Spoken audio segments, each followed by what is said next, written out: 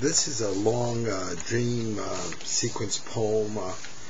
It's really in four parts. It has the part of my early youth, young adulthood, and then it has a whole dream sequence having to do with Vikings and the Vikings that traveled east, and a particular historical character who shows up out of nowhere in the middle of my dream and begins to give a lecture on the meaning of destiny and the meaning of fame and fate.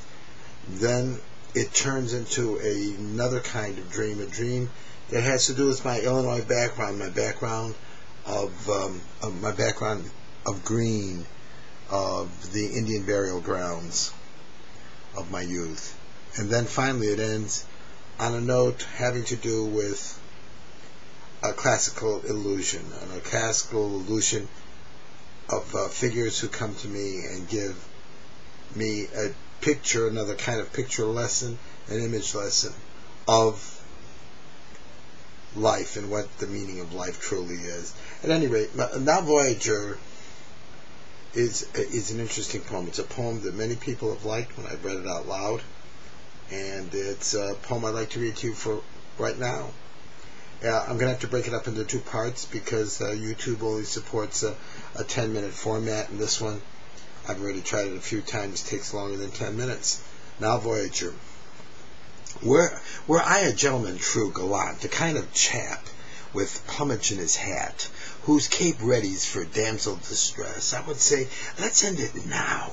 You're too young, or even better put, I'm too old for love with the beauty of your age. But let's face it, no petite convention has hold on me.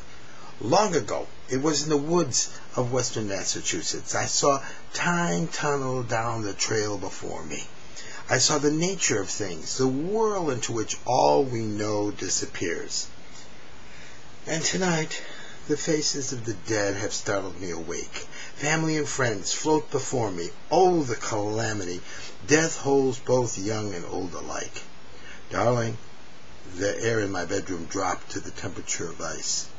I envision my Aunt Helene and see her when she says to the child who is me, Stanley, go ahead, touch her. My cousin Barbara lies in her coffin before the age of 6, a year older than I. My buddy Burton cut down well before prime. Thought of him occupies my every day. Revelry brings me to Joey who cried, Whitney's dead.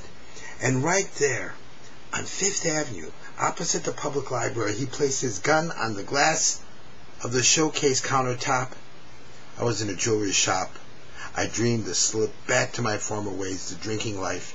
I could taste the whiskey shots dispensed that afternoon, Johnny Walker Black. The haunting went on. More of the dead paraded before me. Omar, tall, dark, and handsome. The child, Spencer, my son's best friend. My high school sweethearts, Arlene and Lynn, all taken, all unwitting emblems, as if to prove life bears no promise of continuance. Nightmare arms with disembodied hands wagged imaginary fingers as if to demand I pick up pen and write. But before one dream ceased, another appeared. I saw the birds of the air keeping still, and those who were eating did not eat, and those who were eating and those who were conveying material to make nests did not convey it.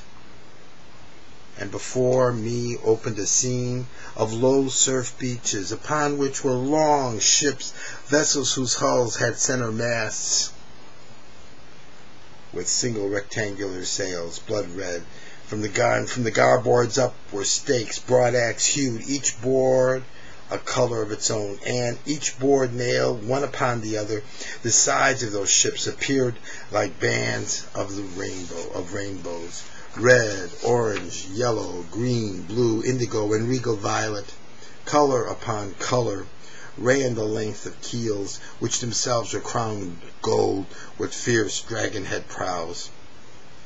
Rudders were mounted at right, and within each craft, upon rows and rows of chests, sat oarsmen, and the ships were set to sail, yet the entire assembled host seemed as if it stuck in stone, like sculpture done in high relief. Nothing moved. The waves have stopped and broke not. It was night.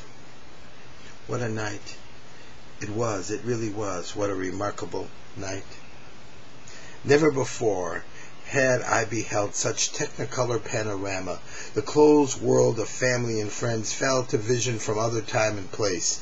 My bedroom warmed, and a true second sense intimated spring, prelude to some glorious Scandinavian summer. Light, bright day dawned, and it thrilled me. I readied for adventure. I was happy, exhilarated beyond all normal sense. And then a bearded visage loomed before me. It was strange, unlike anything I had ever seen. It wore a helmet, a 4-part iron dome with a sharp spike atop. A braided chain surrounded his eye sockets, giving a spectacle-like appearance to his visor. Down the back of his neck, mounted from his helmet, a chain-mail curtain fell directly to the shoulder of a thick hide tunic. A strap from ear-guard to ear-guard dropped behind his beard, held his helmet in place. He said, "Action, please." At once, as though my whole vision being some kind of cinematic construct, I heard the birds of the air singing, and those who were eating ate. Those who were conveying material to make their nests conveyed it. The shipyard had come to life. The din was terrific. On the horizon's plain I heard low thunder and saw the sprays of waves sparkle in the daylight. I wondered, do I sleep or do I wake? I'll have to go to part 2 in a moment. Thanks.